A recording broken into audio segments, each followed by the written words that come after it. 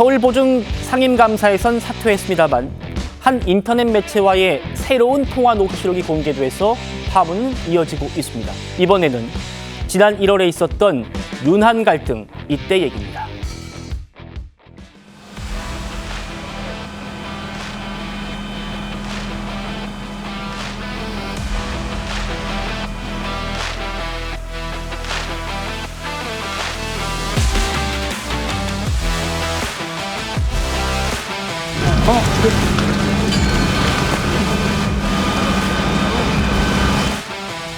저희는 민생 지원과 관련한 얘기를 나눴고요. 건설적인 말씀을 많이 하셨고 제가 잘 들었습니다. 갈등은 좀 봉합이 됐다고 보면 되는 건지. 저는 대통령에 대해서 깊은 존중과 신뢰의 마음을 가지고 있고요. 그게 변함이 전혀 없습니다. 자, 김대남 씨의 새로운 녹취. 김건희 여사 사과 문제를 놓고 이른바 윤한 갈등이 벌어졌던 저때 서천에서 윤한 두 사람의 갈등이 봉합된 게 아니고 한동훈 대표가 무릎을 꿇어서 저 자리가 성사된 거다라는 주장입니다. 한동훈 대표가 서천 가기 전에 무릎을 꿇어서 사과하니까 그것 때문에 대통령이 일부러 가준 것이다. 호 대변인님, 네. 국민의힘에서 공식적으로 이거 전혀 사실 아니다라고 공식 입장을 냈더라고요. 그러니까 아까 그 명태균 씨도 그렇고 이 김대남 이분도 그렇고요. 저 이제 기자 생활하면서 이제 저런 류의 사람들의 말을 사실 이제 많이 들었었거든요. 그리고 실제 정치 현장에서도 저런 식의 이제 자기가 잘 알지 못하는 것을 실제로 뭐 아는 것처럼 이렇게 부풀리고 저렇게 하는 그런 사람들의 말을 많이 들었기 때문에 그런 이제 패턴들이 있거든요.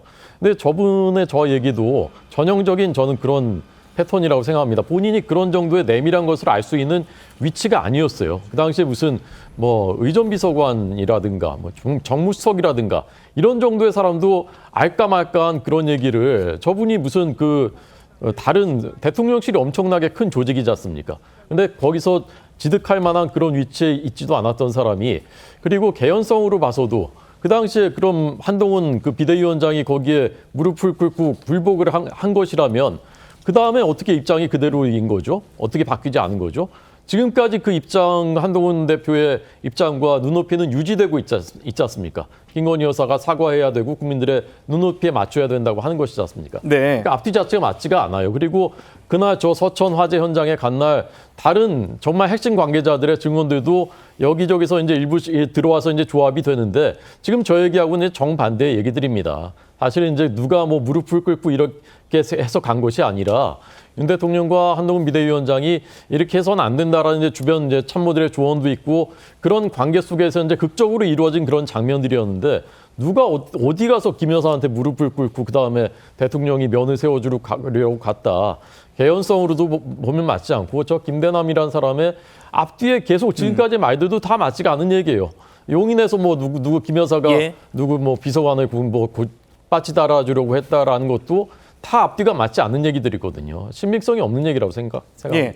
김대남 씨의 녹취 또 있습니다. 이번에는 십상시 얘기를 했습니다. 만나보시죠.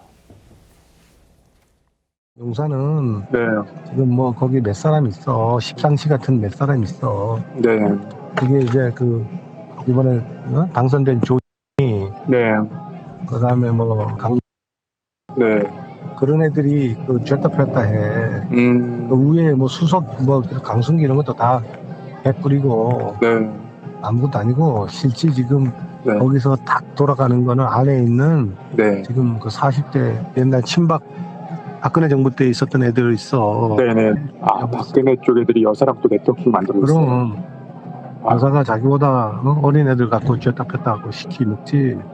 나이 많은 사람들은 다 그냥 얼굴 마담이야. 그냥. 김 전 행정관이 변호인을 통해서 또 해명을 내놓았습니다. 대선 캠프에서 일했고 대통령실에서 1년 6개월, 비서관 직무대리까지 했는데 진급을 못했다. 섭섭함을 하소연하는 차원에서 한 말일 뿐이다. 설 변호사님. 네. 본인이 대선에서 나름대로 공을 세웠는데 진급을 못했다. 이분 행정관으로 끝났습니다. 그러니까 비서관 직무대리는 했습니다만 네. 최종 직급이 행정관이었고 그래서 섭섭해서 한 말이다. 지금 이렇게 또 해명은 하고 있고 십상시 얘기. 이거는 이제 뭐 중국의 십상시를 원론적으로 한 말이다. 이렇게 또 해명하고 있습니다. 참 십상시라는 얘기 되게 오랜만에 들어본 것 같습니다. 지난 박근혜 정부 때 거의 막 탄핵 예. 직전에 십상시라는 얘기가 나와서 그 십상시가 의미하는 게 뭘까요? 아마 국민 대다수 분들은 아실 겁니다. 국정농단을 얘기하는 것입니다. 그렇기 때문에 근데 김대남 씨가 단순히 지금 변명을 하는 게 저는 솔직히 이게 솔직하다고 생각하지는 않습니다. 당시에 이러한 내용으로 돌아간다. 어떤 용산의 대통령실이 이런 조금 부조리한 면이 있다라는 부분에 대해서는 꼭 김대남 씨 얘기가 아니라 뭐 여러 얘기에 대해서 여러 이 여권 관계자들을 통해서 확인되고 있는 것은 사실입니다. 근데 이분이 이렇게 구체적으로 어떤 분들의 이름을 지명하면서 이런 사람들이 있다라고 얘기하는 것은 뭐 정확하게 어떻게 김건희 여사가 이분들을 시켜서 뭐 국정을 어떻게 한다라는 내용을 뭐 확인할 수는 없겠지만은 네. 어쨌든 간에 그 안에 있었던 분이거든요. 뭐 본인의 섭섭함? 근데 이분 행정관도 하고 뭐 비서관 직무대행까지 했었어요. 그리고 이분이 섭섭한 분이 참 근데 섭섭해서 그랬는지 모르겠지만은 좋은 정말 연봉 3억짜리 감사 자리까지 갔었거든요. 그러니까 이분의 말은 지금에 하는 말들은 전부 다 제가 봤을 때는 변명에 가깝고요. 지금 예.